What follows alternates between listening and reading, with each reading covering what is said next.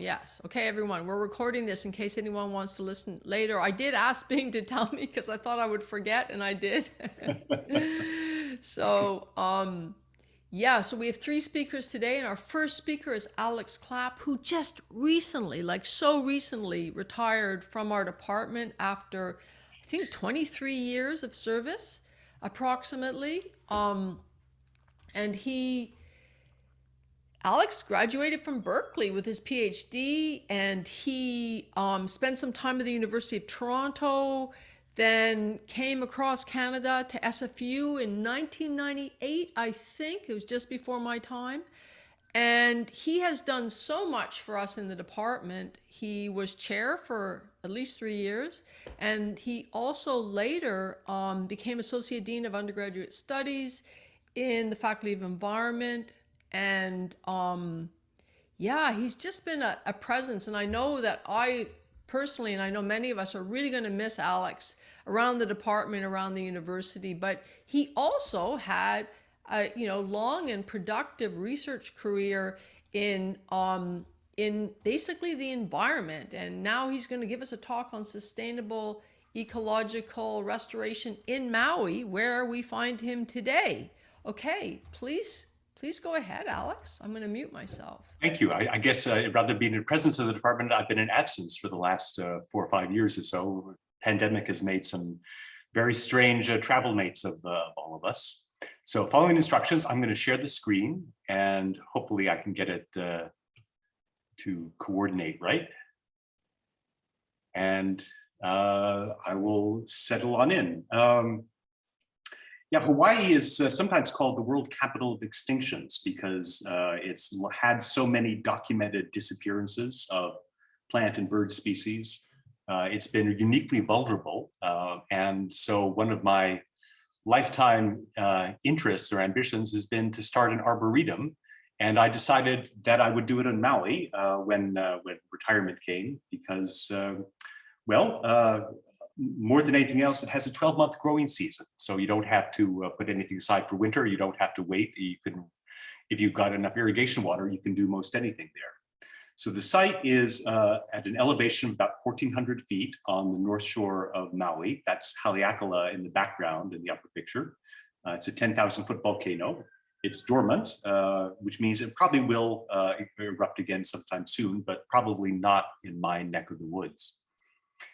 It's a particularly productive climate, fairly mild, but it's particularly bad land under most descriptions. It's been used for pineapple for 30 or 40 years. And as anybody who's worked with pineapples know, they're quite demanding in terms of the soil, and they leave behind a much more acid soil than they had at the beginning. So I'm trying to deal with basically a leached red clay that has excellent drainage, but in effect, no nutrients at all. So I've got two corners of the land, which I've kind of tried to make into two different extremes. One of them is in full sun. It was scraped over, its soil was removed in order to build a road. So it's got basically no topsoil, and it's extremely windy and dries out very quickly. So this is my kind of mock forest, dry forest site. At the other corner of the pasture is an area with partial shade, intact topsoil, and trade winds that are sheltered by a windbreak. So I've tried to make that into a mesic forest site. It's also, I suppose it was going to be a wet forest site, but I discovered that I really am not in a tropical rainforest. And when you get seasonal droughts here, they're quite serious and last for several months at a time. We've had a rainy season in which the last 6 months has been bone dry. The last 6 weeks have been bone dry. So a little bit of a challenge that I learn usually by getting it wrong first. That's the usual way farmers work. One of the things you see about the remaining native species in Maui is that they have essentially lost their dispersal abilities. Once they've been floated in or flown in or blown in by wind, they rapidly lose the ability to fly or float, and instead become competitors on size. So you have several things like ivy and ginseng relatives, like Ohimauka and Pokalakala. Those are on the right-hand side. Those are essentially descendants of small or shrubs or ground covers that have now grown to the size where there can be somewhere between 20 and 60 feet in time. All of these have been planted within the last 3 years. The first year I spent here was a bit of a challenge because there was no fencing. And there were occasional cattle outbreaks.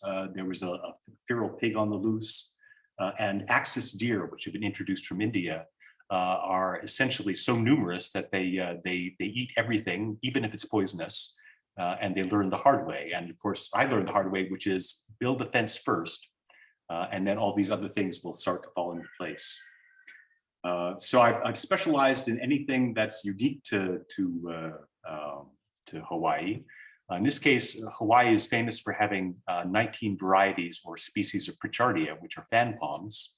There are only 4 or 5 others related in the South Pacific, but for whatever reason, they have undergone an extremely diverse range of evolutionary adaptations.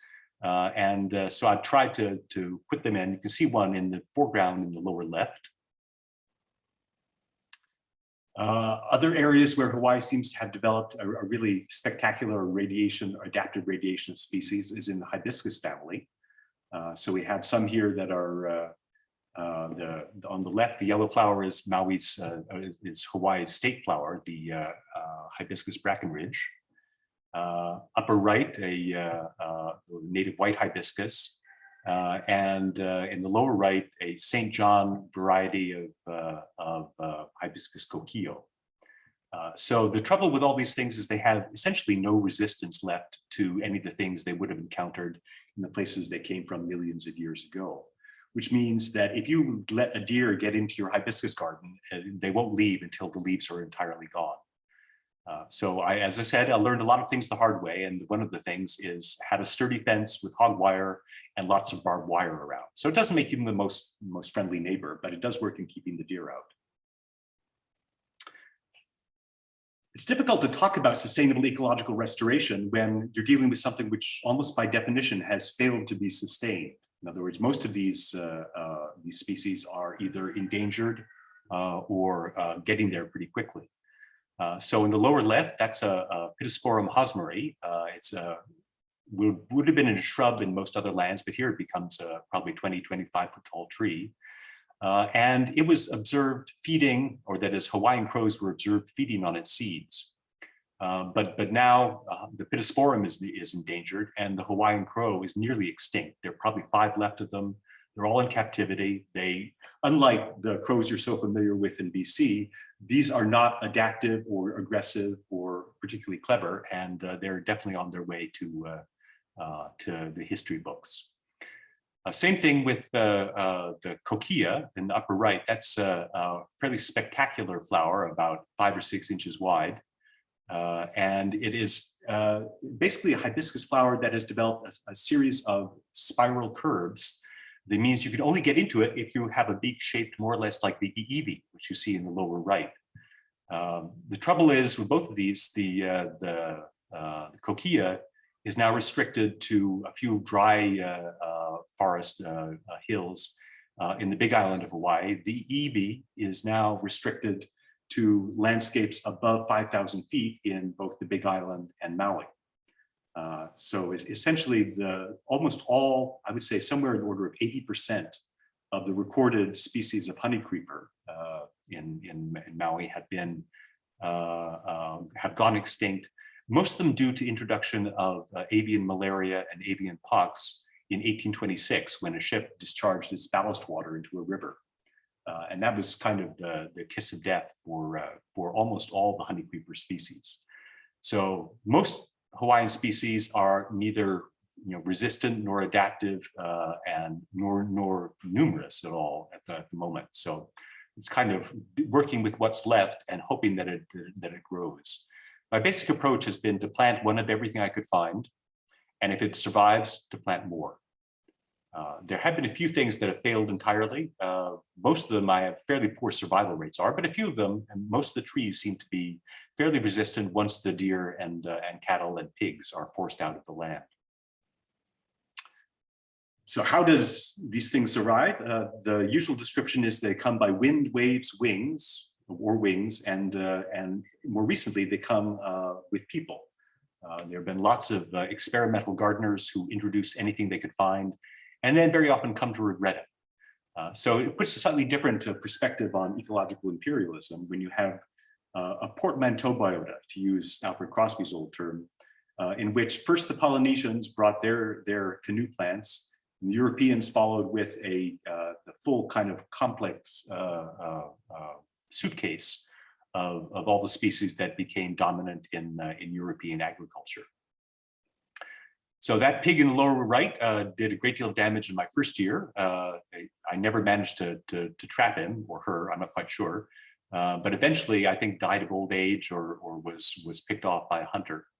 But since then, I've learned, to keep enough barbed wire around to plant on the fences things that are not edible. This is a Brazilian bignonia called flame vine, which is fortunately poisonous, but it's not at all native. So very often you're restricted to using what will grow rather than what you would really like to have. Okay, so canoe plants. Canoe plants tend to be pretty tough and adaptive. A lot of them managed to survive very long canoe trips with the first Polynesians and were introduced and have since grown pretty steadily. So bananas are a canoe plant. The list goes on and on. Breadfruit, I planted one of them. They're not particularly tasty, but they're very good if you're faced with starvation. And then kamani, which is the beauty leaf plant that was introduced mostly because you could carve food dishes out of it that didn't actually change the taste of the food. So it used to be thought that almost all of these plants were canoe plants brought by people. There has been discovery of fossils of ko and hala, that is pandanus, in million-year-old lava flows. So we're pretty sure that some of them were indigenous to Hawaii before they were canoe plants. And so probably have come both with people and by waves themselves. Okay, I think I'm probably coming close to the end of my time, so I'll close on one thought, which is sustainable ecological restoration is a little bit difficult in a place where none of the native species are edible. There's one tea called mamaki that is nutritious, but aside from that, none of the native species appear to be at all useful to people from the point of view of food, which means that any kind of sustained ecological restoration probably also involves a large orchard. I planted somewhere in the order of 350 plants, and 270 of them were trees, or most of them still are. And eventually I hope to be able to walk out my back door and pick my breakfast off the branch. But it takes a little while before a seedling becomes a tree and the tree becomes a fruit bearer. So I'm also looking at other areas in which you might be able to find an economically sustainable portion of a landscape. In this case, focusing on two native species that might be promising as timber crops, because the value per cubic meter for koa and sandalwood are both extremely high. On the other hand, it turns out that it's rather difficult to get them to grow in a form that would actually make a sawmiller happy. So koa, back before European arrival, grew in two forms. One tall and thin and excellent canoe logging material. And the second, a kind of a 4-foot stump or base on which 8 to 10 horizontal branches grow out. The trouble with the canoe building practices was all the straight trees were logged, and what's left over, including the genetic species, the genetic varieties available, are largely unsuitable for sawmilling. So they may be beautiful. I hope they're going to be survivable, but they're not necessarily going to be economic. Same thing happens with sandalwood. I thought that I might be able to grow sandalwood for a timber crop. It was Hawaii's first boom and bust during 1810 to 1830. But now it's largely gone, and I planted 20 of them. Fewer than half survive. Only one of them, which you see in the lower left, actually thrives. So that's one of the things you have to get used to with ecological restoration, is the idea of failure. And be happy if you keep a 50% survival rate. So with that, I think I've more than consumed my time, so I will turn it back to our directors. Thank you so much for that, Alex. It's super interesting and it really makes me want to visit. So you might have more visitors than you bet on after this. So I would welcome you. okay, wonderful. Thank you again. So our next talk is by Markus Merkens, who is a natural resource management specialist for Metro Van, regional parks. And the title of his presentation is What Cameras Tell Us About Regional Parks. And Markus has focused on ecosystem management in a style that integrates human use of natural resources as well as conservation of ecological goods and services. He's worked in agriculture, forestry, park management, and his current position involves protecting natural resources while also allowing the development of management tools so that people can connect with, learn from, respect, and benefit from natural areas and their inhabitants. His research interests include determining which wildlife species occupy parks, their seasonal and spatial patterns of use, and the effect of park management on species distribution and behavior. And I just want to say one more thing. When we asked him to practice putting up his slides, I saw a cougar, which immediately piqued my interest. So I'm turning it over now to Markus, who is going to share his screen. Thank you, Nadine. Good afternoon, everyone. I'm just going to share my screen here. Hopefully, here we go. Can everyone see that? Yep. Yes. Excellent. Yeah, good afternoon. Today I'm speaking to you from Metro Vancouver Regional Parks Burnaby Lake office, which is in the territory of the Coquitlam, Musqueam, and Tsleil-Waututh nations. In addition, I'd like to thank Katie and Coquitlam First Nations, on whose territories the parks I am about to speak about are situated.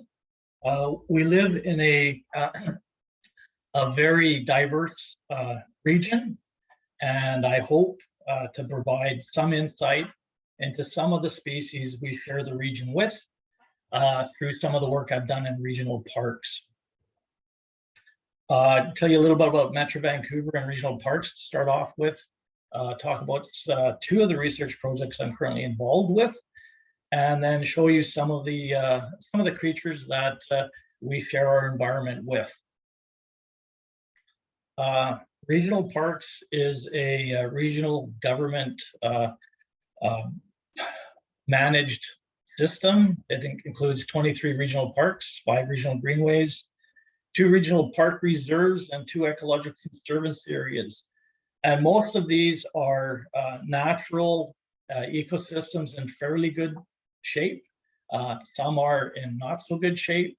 And a lot of work in regional parks goes around protecting the ecological health of the areas we have and enhancing them where they need some help.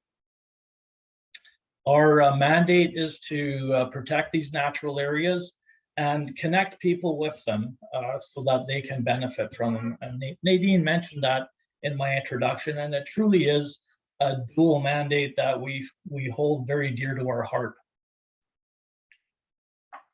I work in natural resource management, and the main goals of our work here are to ensure ecosystem health of the parks that we manage and to connect people with those natural areas while minimizing the negative consequences of introducing people to wilderness areas. And we also like to increase public involvement in the stewardship of regional parks. And we've had the benefit of many people assisting us on collecting some of the data that I'll be presenting today.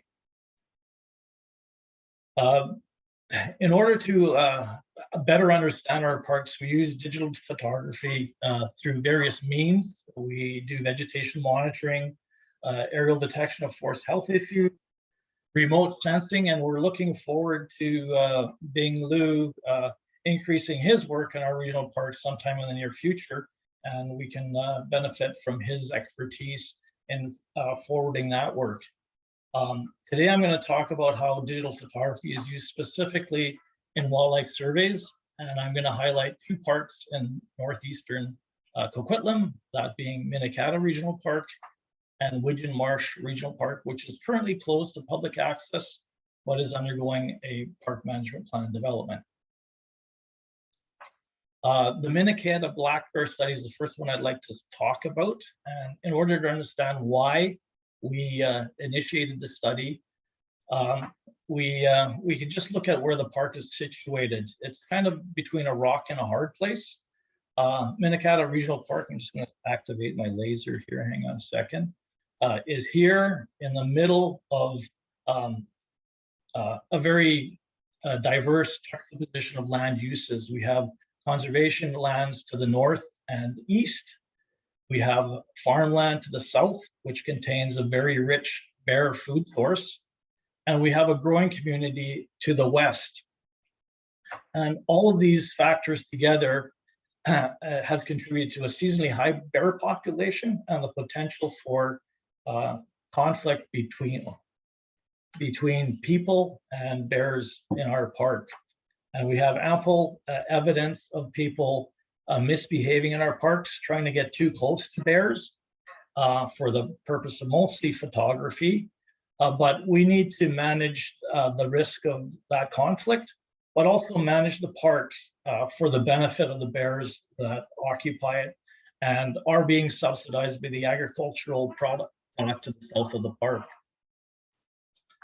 The objectives of the study were to determine daily and seasonal movement patterns of bears, how they use the park and the natural resources within the park, and eventually to guide human-bear conflict management plans so that we can coexist with bear in this particular situation.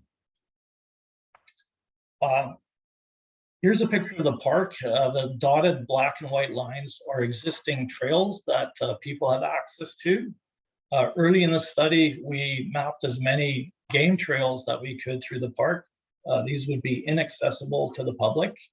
And we situated 12 cameras on those along the north boundary of the park, the south boundary park, at the interface with the agricultural area, and several in the middle of the park. And we wanted to document bear activity in the park, not necessarily bear population numbers.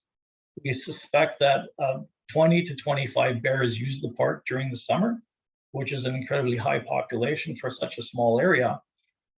But we were more interested in monitoring activity levels in the park at different areas. And these cameras provided us the opportunity to do that.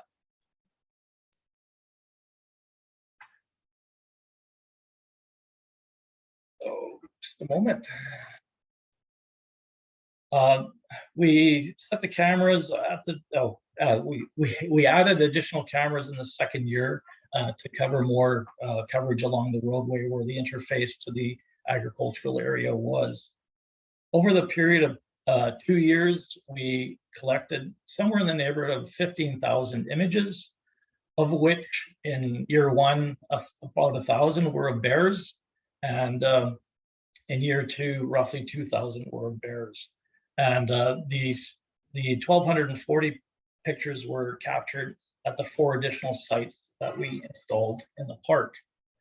Now, we were really interested to determine as much as we could with the volume of pictures that we had on how the bears were using the park and how we might manage the park to reduce the potential for human-bear conflict and to still support the bears.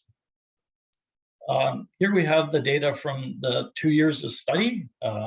These data only include the original 12 cameras to provide for a reasonable comparison between the 2 years. And we noticed that in both years, there were 2 peaks at the beginning of the years when bears began to enter the park, a sustained period of activity during the summer months, and a peak activity towards mid-August to early September. And this happened in both years. So we were comfortable that those patterns are probably indicative of how bears use the park on an annual basis, given this current juxtaposition of the resources that they use. We were also interested in determining what their daily activity patterns were. we were really interested if the bears maybe were using the park at night. It turns out the bears were actually using the park at the same time that people were using the park, and to manage that conflict was difficult.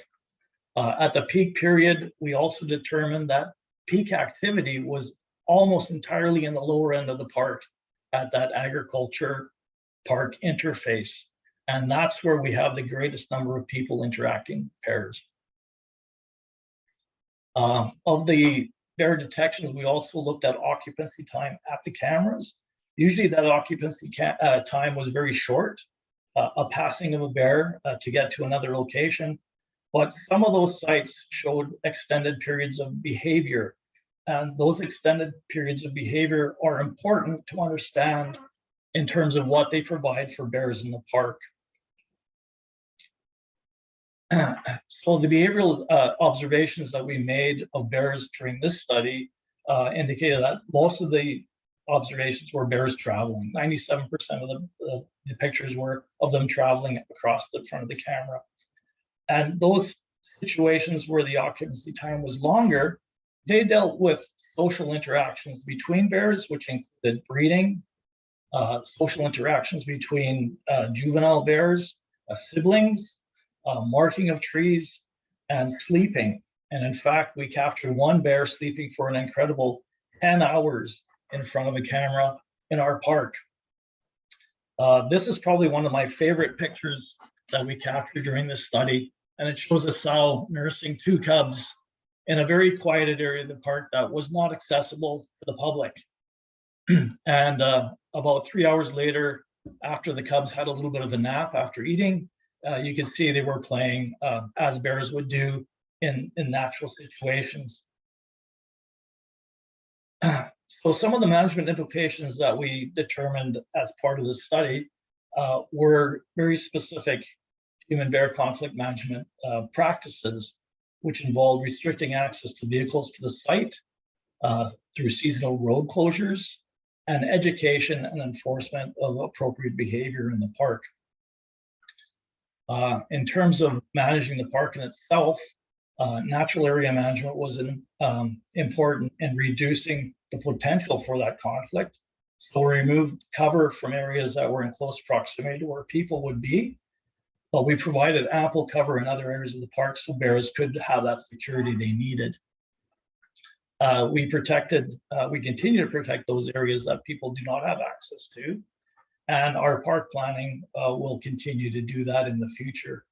Minnetonka is a fairly well-visited park, and we hope to be able to have both the bears and people there in the long term. Some of the other creatures that we found in the park, well, bear was one of them.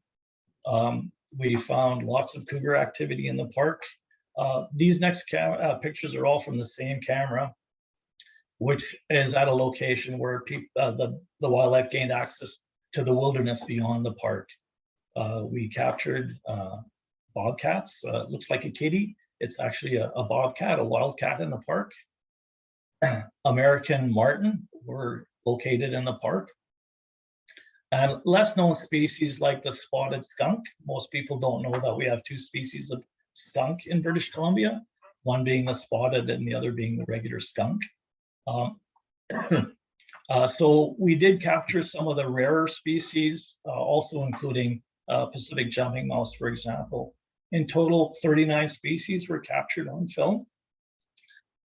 We did witness some interspecific behavior. This particular coyote seemed to be interested in something that was towards the camera, lunged towards it, and then quickly retreated when it found out that it was a skunk and it did not want to have anything to do with that skunk. Just to close out, I'd like to talk about a little bit about an additional study we're doing in Widgeon Marsh Regional Park, currently closed to public access. But part of the management planning is evaluating how wildlife are using that park. This gives us the opportunity to superimpose public access rather than responding to public access that we've already supplied. And in understanding how the wildlife are using this park, we can better situate park amenities. Initially, we set out 14 cameras in areas that we were going to develop for public access to determine what bear activities were. We determined that most of that activity was either early or late in the season and did not occur in areas where we anticipate public will spend a lot of time, which was good news. We've started a second phase of the study, which will be a long-term study looking at how wildlife use other areas of the park as well. And over time, we will look to see if we've made the right choices in our park development and are able to still provide wildlife with the resources they need within the park and allow to accommodate public access at whatever level will happen in the park. Some of the species, well, all the species that we captured in Minnetonka were documented in Widgeon as well. And we can see that some of the behaviors were very similar with this sow and 2 cubs doing exactly the same kinds of behavior that we saw in the other park. An amusing note was that after these bears left this site, this little squirrel popped out, and I could only think that it was thinking that it was about time the bears vacated the site for its own purposes. Some surprises that we've seen at Widgeon, well, not surprises, there are some surprises, but we anticipated that large predators are present, cougars certainly. We knew that wolverine were certainly located further upslope, but we did find some in the park. This is the only image we had of a wolverine in the park. And much to our surprise, we captured a gray wolf in northeastern Coquitlam in the park on one occasion 3 years ago. And last week is the second recording of a gray wolf in the park. So the take-home message here is that our regional parks are in wilderness areas. They are connected to remote wilderness areas, and we need to manage them in such a manner as to keep park visitors and wildlife safe by maintaining the resources that both need. Thank you, and I hope everybody got something out of that talk.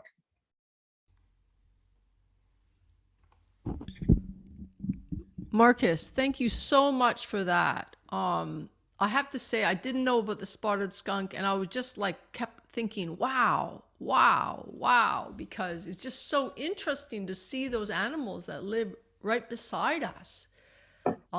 Yeah, so I really appreciate that. That was just like super interesting, and I know that there'll probably be questions from other people in the audience at the end.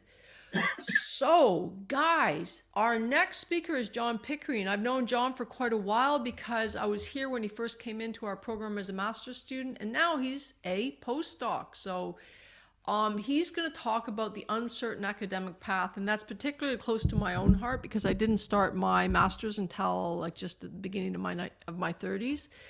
And John also came, to health geography and SFU from, a whole bunch of different experience. He's a health geographer. He's a geographical gerontologist. He's the holder of the Real Estate Foundation Postdoctoral Fellowship in the Gerontology Research Center, Simon Fraser University. That's a mouthful, John. He did his PhD with Valerie Crooks in health geography and looking really at the lived experiences of older Canadians who live outside the country as snowbirds for months during the Canadian winters. And his research interests are really at this kind of intersection of place, aging, and health. John's research explores the kind of lived experiences of health and aging, but he does it using a collaborative and interdisciplinary approach. And these sort of wide-ranging foci and goals of his research are to continue exploring mobilities in older age and to focus his future research on so-called age-friendly aspects of the built environment. So, John, turning over to you, my friend. Thank you so much, Nadine. Yeah, it's amazing to be here. I was part of the original communications and events committee and had to organize this event. So this is very full circle to me. I will just say as a caveat, in the words of Monty Python, and now for something completely different, I'm not really going to go over my research in great detail. I'll get to a little bit of that at the very end. But this is much more about my, how would you say, I guess, very circuitous route coming to,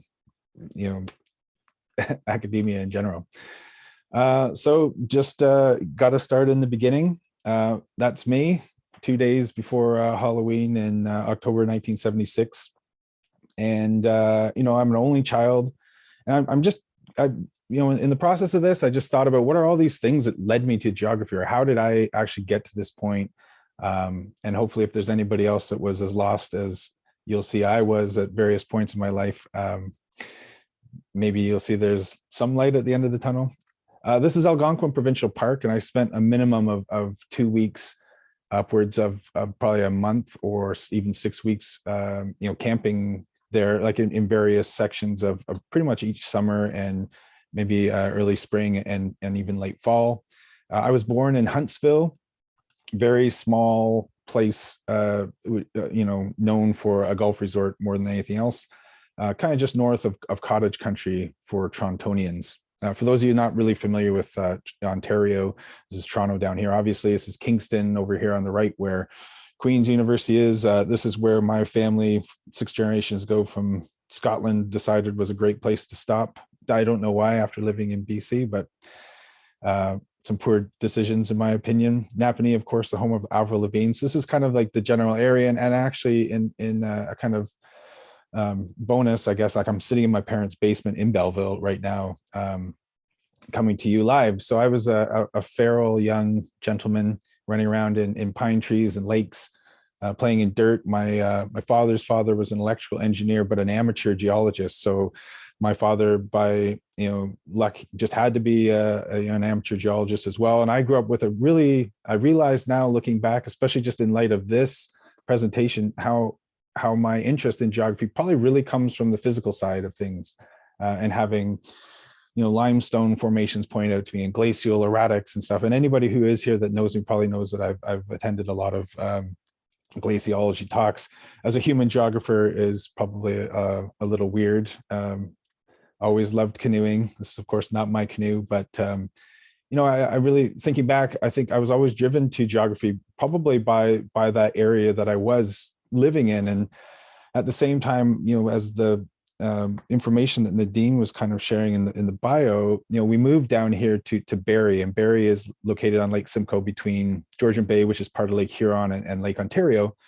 And I, thinking back, where did I get this urban kind of geography interest? And I think, I remember actually living in Barrie, and I did, a little bit of, looking around to try to find some information. And Barrie I was always told, oh, it's like the fastest growing city in the world, which is probably a stretch, but certainly was one of the fastest growing cities in Canada, and likely one of the fastest growing cities in North America population wise, because people around the late 70s had really determined Barrie was a great place to escape Toronto, and it was about an hour and 15-minute commute down Highway 400. So I was always hyper aware of population signs on the highways and how rapidly they changed, especially in the areas I was living in. And for you physical geographers, actually, my interest in not natural disasters but natural hazards was highlighted too. I was living in Barrie but visiting my grandparents here in Belleville when this devastating tornado came through, and I got to see that devastation firsthand. So I've always really had an interest, when I think back, about where people lived and how they lived. My biggest problem, I think, retrospectively, was I never knew how to put all of that together in terms of an interest that you could pursue academically. I did end up at McMaster University eventually, primarily because I was playing American football in high school and was recruited and could choose my you couldn't get any scholarship or anything, but I could choose my residence, and I could make some selections for timetable kind of things. And I made the decision to go to McMaster, but I was a terrible, terrible, terrible student. I did everything to throw away all, the privilege and chances I was given in life with both hands, and focus solely on, building, social networks really, and, partying and having fun. Twice in my academic career, beginning at McMaster, the first 3 years, I walked into classes for the second time of the year, and the midterm was being handed out, obviously not in second class. One of those times I hadn't even purchased a textbook yet. So I got to a point where I'd started in chemistry and science, and I just started cheating the system and taking psychology and sociology courses and religious studies and death and dying in the Western perspective, and a variety of courses in what would be the arts and sciences. And it finally caught up to me, and they said, hey, you're not taking the courses you have to take. And I was literally not kicked out of the university, but invited to leave. And I was really going nowhere. And I decided that I would totally switch gears and get a diploma in business and embark in human resources or something along that line. And I switched to St. Lawrence College. And the reason I bring this up is this was the kind of catalyst for me to actually, I guess, believe in myself in many ways, or to believe that I had something to give academically. And I really found a lot of success. Certainly my peers suddenly wanted to be, have me in their groups to work on assignments and things. And I really began to feel that I had more to offer. And this coincided with a tragedy of a really close friend dying in Nova Scotia. And by going out there to like a 1-year memorial of his death, his fiance had invited this girl that she worked at a camp in Portland, Maine, of all places, who turned out to be my wife. And I ended up going to England, where she was from, and she was living in London. And I started exploring the city in London, and was so fascinated by, how similar and how different life can be. And then going to other cities in Europe, primarily Spain, but also the Netherlands, and really getting this interest, like and this feeling of unfinished business and having to get back to studying, but really wanting to study geography and human geography. That's led to my return to McMaster. And a lot of things happened at this time, but one, I was very settled in my personal life, and all of a sudden was attending classes, which very directly, as any of you as teacher assistants probably realize, correlates to doing a lot better in class than if you don't. And I met this person here. This is Dr. Kao Lee Lia. He is one of my first real mentors that completely shaped my approach. He taught the geographies of Japan, and he was Taiwanese. So he had this kind of Chinese side, Taiwanese side, but when he grew up, Taiwan had been taken by the Japanese, and so the Japanese school system and various systems had been installed. So he had a real interesting insight as an outsider and insider into Japan. And he was this first person I'd ever really come across that had his own research was what guided the course. And he was this quantitative focused geographer. So he had quantitative data sets, and he'd find these anomalies. And then he'd use these really qualitative things like social, cultural, political, historical aspects to explain these anomalies. I was so fascinated by this, and he was so gracious and brought me on and showed me papers he was working on, invited me to meetings. And that was the point in my life when I realized, like, this is something I really want to do. Like, how do I do this? So with great success, I graduated from McMaster in the top 10%. I had a meeting with the registrar at one point because I formally had to change the geography. And when she called up my, report, she was like, oh my gosh, I've never seen someone turn their career around like this before. Like, she was, shocked. I was shocked, really. But I was still kind of like dumb enough not to pursue the things I've really wanted to study. And I wrote the LSAT.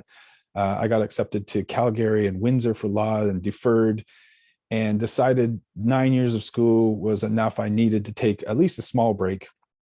And I went to Japan for a 9 month, that's kind of a foreshadow there, slip of the tongue, but a 9 month, get rid of everything, go to a new country for 9 months, take in the culture, and then come back all renewed. And 9 months turned into 2 years. A hobby of music turned into a profession that I all of a sudden was getting paid for.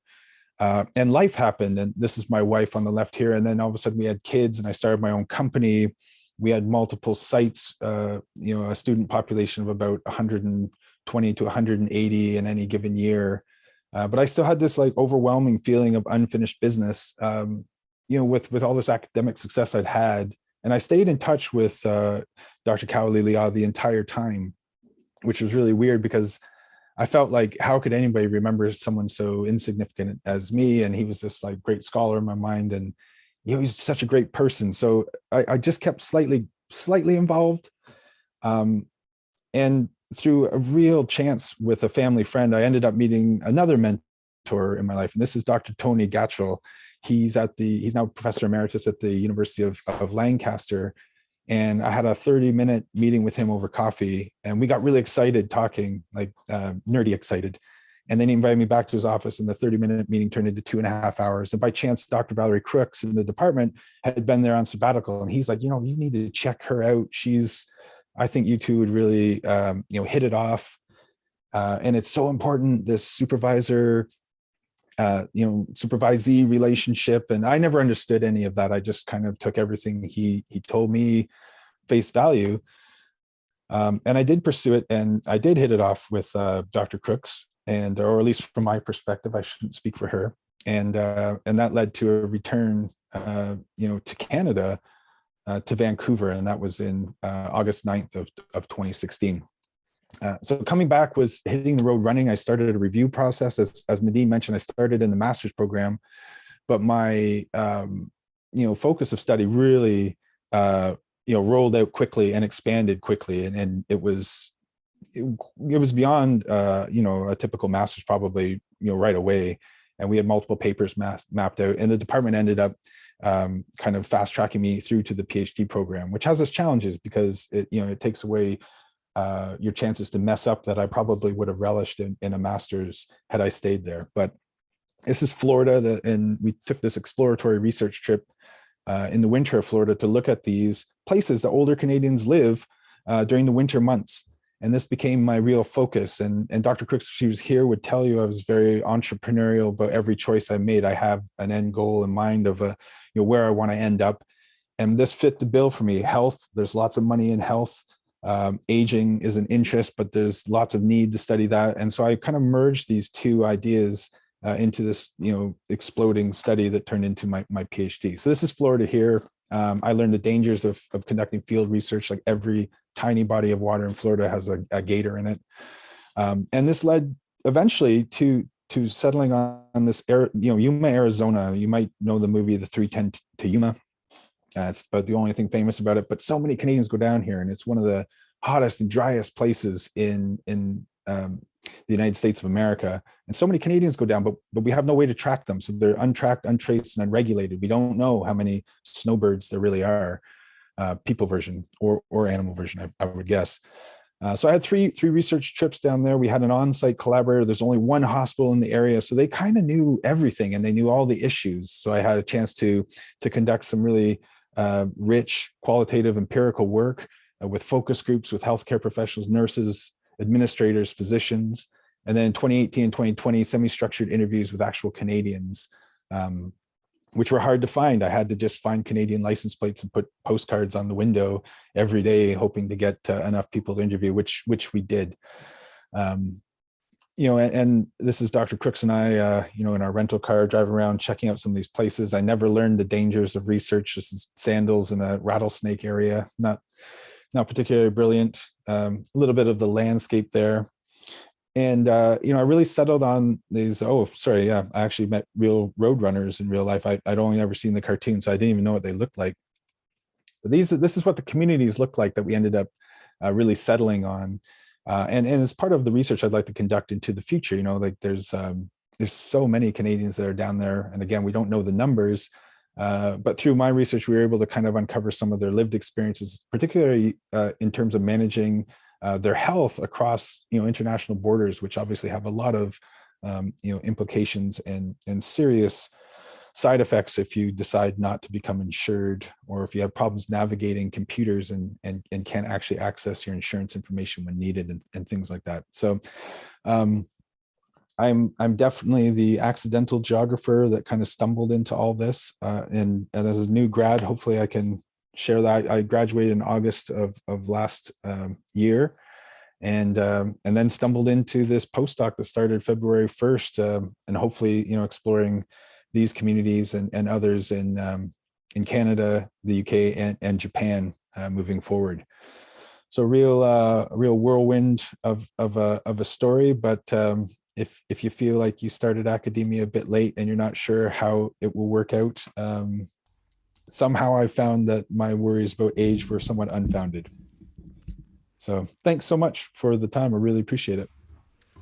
John, thank you so much for that. I think a lot of people don't realize that, we can have very complex paths to get to where we are. Yeah, and I think you did a great job of showing that, and with a little bit of humor as well. And I like the photos of you as a little guy, especially the running one. Yeah. Okay, guys, so we have questions, I believe. So yeah, do you want to put up your hand if you have questions for any one of our three speakers?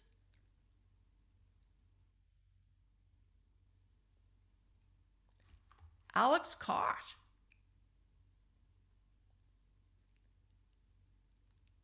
Okay, not hearing from Alex.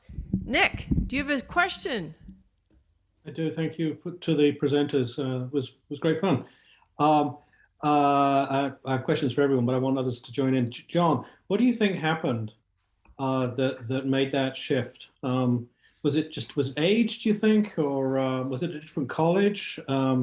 When you talked about that transition from Mac to the college, but I didn't get a sense of what really happened to make you kind of shift gears in terms of your personal focus. Great question. Honestly, I guess I don't know, but I feel that it was the time at community college, which I sometimes teach university transfer credits at now, and really feel is an important thing. I feel that I really did, in retrospect, get my mojo back, so to speak, from that. It was just having that little bit of success that I suppose makes you believe in yourself a bit. And then, quite honestly, if I hadn't have met my wife and been, settled in my personal life, I definitely don't think I could have had the success, or to whatever degree that would be, that I've had now. And the last part is I've been so supported by so many people along the way, like seemingly without feeling like I really deserved it, maybe. So, yeah.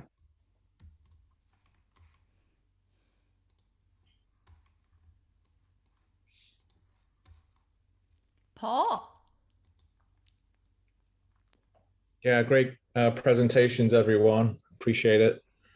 Alex, yeah, that's interesting. Hawaii as extinction capital of the world. Perhaps you could speak to that a bit more. I understand with their island ecosystems, they're pretty fragile in many parts of the world. But I guess I'm wondering, with the species extinction, you talked a lot about the fragility of plant ecology and so on. Does it also include animal extinction too? And what makes Hawaii a different kind of geography than other fragile ecosystems to merit that unfortunate top placing? I think it's mostly isolation, that it's the rate of dispersal. There's a large theory on island biogeography that tries to correlate its distance with the various vectors that will deliver colonist species to an island. It seems like the dominant opinion is that Hawaii gained an immigrant species roughly once every 100,000 years. So it's a very long time between arrivals. So much so that a lot of people suggest that Darwin wishes that he would have wished to have been in Hawaii instead of the Galapagos, to find a species that were so vulnerable, I guess. And there are a lot of plant species that have really multiplied. Shedia species have gone from one colonist to well over 20, Pritchardia 1 to 19. there seems to have been one lobelia colonist that gave rise to 5 different genera and over 100 species. So it's a spectacular diversion when or disperse. What's the right term? A spectacular radiation once they get there. But Hawaii mints have no mint oil. Hawaii raspberries have no thorns. Hawaii has no animals, no native animals, because it's none of them made it. Well, a few, the morning gecko, for example, and a few others. But it's a long time, a great deal of isolation, and almost all the defensive mechanisms gradually disappear. Thanks, Alex. Yeah. Bing. Hey, thanks to all the speakers. I have one question for Markus about the camera, the technology used. So is it a time-lapse camera, like taking the photos every a few seconds, every 1 minute, and then you will need to maybe analyze hundreds or thousands of photos to find one that is useful with animal inside, or it's like a motion trigger camera. So only when there's animal or maybe a bird moving around, and then the camera will be triggered to take photos. These are motion triggered cameras. And the reason why we have 15,000 pictures a year is vegetation moves. So when it's windy, we have lots of pictures that are don't have images of animals in them, but swaying grass. So they are motion activated, and they operate day and night. So they're ideal for this situation. Depending where you mount the cameras, you'll get activated by different species. We chose to mount them deliberately low so that we could capture some of the smaller species that occupy our parks at the same time. Yeah, thanks. I think Tina has a question. Yeah, thanks. That was really interesting. I enjoyed all the talks, so thank you. I have a question for Markus about the bears. I love hiking in the parks, but I'm pretty bear scared. And like, is there anything to worry about at Minakata? Well, or what should one know as if you're hiking there? Rest assured, the bears are more scared of you than you are of them. And they will typically leave you alone, unless, of course, they've had bad experiences with other people that make them human habituated. A lot of people try to bait bears and feed bears, and this occurs at Minakata. And it's illegal to do this under the Wildlife Act. And it results in bears that are not only food habituated by the agricultural subsidization south of the park, but human habituated at the same time. And that combination is disaster for bears. And usually bears that are human and food habituated are culled from the population because they become problem bears. And we try to manage our parks and educate our park visitors so that the likelihood of that happening is reduced. Okay, thank you. Nick. Thanks. Any prospect of elk, Markus? I know they've been reported up in the upper pit. I know people who've seen signs in Golden Ears, but are we going to see them in some of the regional parks? Well, it's interesting you say that. Yes, Roosevelt elk were introduced to the upper pit when I was an undergraduate student in the last millennium. I can say that. That's the millennium isn't that new, but they are expanding. I think I might have captured an elk recently in Widgeon Regional Park, but the image is not conclusive. They are known to be in the upper watersheds, which are part of Metro Vancouver as well. So they are expanding. And I think the reason why we may have captured the wolf in the park is because they are responding well to multiple prey species, large game, elk, and deer. And typically wolves do well when there are multiple prey species available to them, and they may be expanding, but that's just a supposition on my part. Seeing the wolf in Coquitlam was a surprise for me.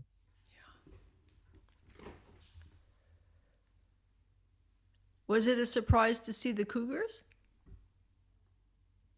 No, there wasn't a surprise to see the cougars because recently there was, well, relatively recently, there was one shot in New Westminster.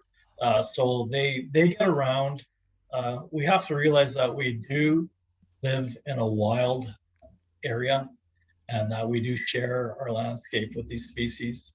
Some people believe that, you know, nature's fighting back the rewilding of North America. So, you know, we need to be careful how we manage our lands and realize that we may need to coexist with these species for a very long time. Yeah.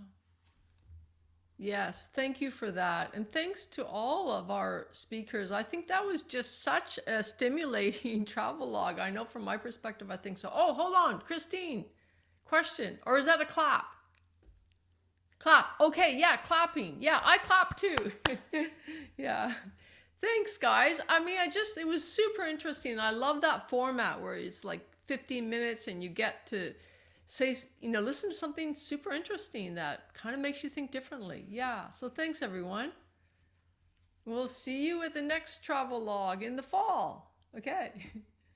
Bye, guys. And thanks, Bing, because he deserves the credit for organizing this. He just did a great job. Yeah. Thanks. Thanks, everyone. Nice to see you all. Bye.